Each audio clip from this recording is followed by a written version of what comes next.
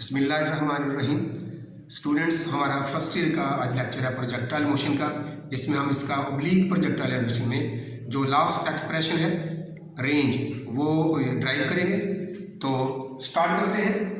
Projectile motion में chapter 3 में हमारा जो last expression oblique projectile motion के लिए ड्राइव करना है रेंज के लिए। पहले देखते हैं रेंज है क्या। The maximum horizontal distance covered by the projectile is known as its range. Maximum horizontal distance covered by the projectile. इसको मैंने देखिए फिगर में शो किया हुआ है। ये प्रोजेक्टाइल को हमने VI से लॉन्च किया और ये दोबारा ग्राउंड पे आके स्ट्राइक करता है। तो जब ये ग्राउंड से स्टार्ट करता है, ग्राउंड पे आके स्ट्राइक करता है, तो जितना इसने हॉरिजॉन्टल डिस्टेंस कवर किया है इसे हम कहेंगे रेंज। अब जरा गौर कीजिएगा, अगर हम इसको पॉइंट O से लॉन्च कर दें तो जितनी देर तक ये एयर में है तब तक ये रेंज कवर कर रहा है। जो ही ग्राउंड पे स्ट्राइक कर लेता है तो फिर इसका जो हॉरिजॉन्टल डिस्टेंस है वो खत्म हो जाता है, यानी इसने मैक्सिमम रेंज कवर कर ली। तो इसका मतलब हुआ हॉरिजॉन्टली प्रोजेक्टाइल को कौन मूव करवा रहा है। तो देखिएगा, ये हमारे पास इनिशियल वेलोसिटी दी गई थी। इसके दो इस वक्त कंपोनेंट हैं, एक है x component towards x direction, एक है vertical component VI towards vertical direction. तो पार्टिकल हॉरिजॉन्टल डायरेक्शन में ऐसे जा रहा है, तो कौन सा पार्टिकल से खींच रहा है, अपना कंपोनेंट खींच रहा है हॉरिजॉन्टल कंपोनेंट। और हमें पता है, हमने पढ़ लिया था कि horizontal component remains constant through out the motion. तो ये constant velocity VIX is responsible for the range. जो रेंज इसने कवर करनी है, हॉरिजॉन्टल डिस्टेंस कवर करना है, उसके लिए कौन रिस्पॉन्सिबल है, हॉरिजॉन्टल कंपोनेंट, और जो कि कांस्टेंट रहता है। तो देखिए यहां मैंने इसको लिख भी दिया है, as range is covered due to the horizontal component of the initial velocity. ठीक है, so we will use this component in horizontal component to find range. Range को मैंने यहाँ पे R से शो किया है।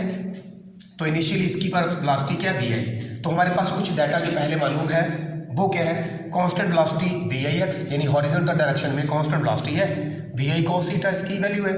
और टाइम टेकन, जरा गौर कीजिएगा, पार्टिकल जब तक एयर में था तब तक ये कवर कर रहा है, जब तक एयर में है तब तक ये रेंज कवर कर रहा है। तो कल हमने एक्सप्रेशन फाइंड किया था टाइम ऑफ फ्लाइट। तो आप देख सकते हैं जितनी देर में इसने ये रेंज कवर करनी है ग्राउंड से ग्राउंड तक, उतनी देर तक वो एयर में है। So the time is taken by time of flight. तो प्रोजेक्टाइल ने जो टाइम लिया है वो क्या है, time equal to time of flight.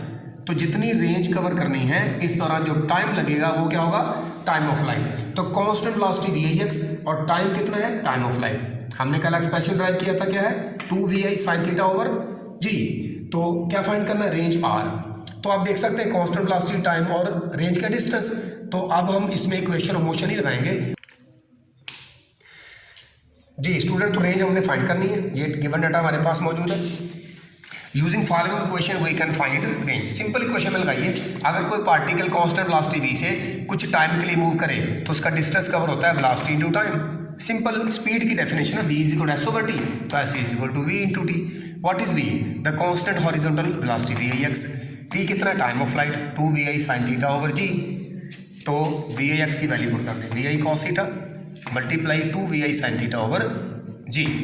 तो अब देखिए मैं इसको कैसे लिख रहा हूँ, VI को VI से मल्टीप्लाई करें, VI स्क्वायर, ये 2 इधर से sin थीटा और इधर से cos थीटा। तो मैंने 2 sin थीटा cos थीटा को ब्रैकेट में कटा लिख दिया है। अगर हम ट्रिग्नोमेट्रिक फंक्शन यूज़ करें या उसको पढ़ें, मैथ वाले स्टूडेंट पढ़ते भी हैं फर्स्ट ईयर में, ट्रिग्नोमेट्री में ये मौजूद है। 2 sin theta cos theta can also be written as, इसका प्रूफ मौजूद है मैथ में, sin 2 theta. It's a mathematical relation. Trigonometric के आप जो फंक्शन पढ़ते हैं तो ट्रिग्नोमेट्री में इसका सोल्यूशन मौजूद है। 2 sin theta cos theta is equal to sin 2 theta, यानी थीटा को डबल करके यहाँ लिखा जा सकता है। तो रेंज क्या बन गई, VI square sin 2 theta over G। तो आप इसमें फार्मूले में वैल्यू पुट करके रेंज कैलकुलेट कर सकते हैं। इसके बाद ये छोटा सा क्वेश्चन है कि मैक्सिमम रेंज कब होगी। अगर प्रोजेक्टाइल को हमने लॉन्च किया है तो रेंज मैक्सिमम कब होगी, when velocity is consider as maximum.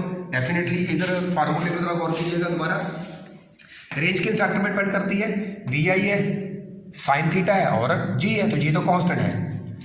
अब हम V को पहले इंक्रीज करते हैं, हम कहते हैं लो जी VI जो यूज की गई है let it is the maximum. इसका मतलब सिर्फ एक फैक्टर रह गया sin 2 थीटा। अगर हम इसको मैक्सिमम कर दें तो रेंज मैक्सिमम हो जाएगी। याद रखें VI क्या है, मैक्सिमम, तो sin 2 थीटा क्या होना चाहिए, मैक्सिमम। तो जब sin 2 थीटा मैक्सिमम होगा तो तब रेंज क्या हो जाएगी, मैक्सिमम। इसी चीज़ को मैंने यहाँ लिखा है, when velocity is considered as maximum then range will be maximum if sine 2 theta is maximum, sine 2 theta is maximum, और हमें पता है साइन की मैक्सिमम वैल्यू किसी भी एंगल के लिए अगर हम देखें कितनी है तो वो 1 है, तो इसका मतलब साइन थीटा मैक्सिमम वैल्यू किसी भी एंगल पर जाकर जो देता है, जो सर्टन उसकी वैल्यू है वो क्या है 1। This is the maximum value of sine function with angle. ये एंगल बाद में हम देखते हैं कितना होता है। तो इसका मतलब साइन 2 थीटा को हमने 1 करना है। ये साइन फंक्शन कंप्लीट क्या होना चाहिए, मैक्सिमम, तो इसकी मैक्सिमम वैल्यू क्या है 1। तो साइन 2 थीटा 1 पुट करें तो क्या आता है, रेंज क्या आती है V I square sine 2 theta over G. तो साइन 2 थीटा कितना हो गया 1, let sine 2 theta is 1, so V I square over G. Where याद रखिएगा ये रेंज मैक्सिमम में हम वेलोसिटी को मैक्सिमम कर चुके हैं, तो maximum range is equal to V I square over G. अब हम देखते हैं किस एंगल पर जाकर ये रेंज मैक्सिमम हुई। अभी हमने कहा कि मैक्सिमम रेंज के लिए साइन 2 थीटा क्या होना चाहिए 1, लेकिन हमें पता है कि साइन 91 होता है। अब साइन 2 थीटा 1 है तो साइन 91 होता है, तो 90 पर जाकर साइन ने मैक्सिमम वैल्यू देनी 1, तो दोनों को कंपेयर कर लें तो 2 थीटा की जगह पर क्या आ रहा है 90, 2 थीटा इक्वल टू 90, तो थीटा इज इक्वल टू 90/2 या 45। इसका मतलब है अगर आप किसी ऑब्जेक्ट को प्रोजेक्ट करते हैं विद हॉरिजॉन्टल डायरेक्शन, तो अगर उसका एंगल 45 है तो वो मैक्सिमम रेंज कवर करेगा।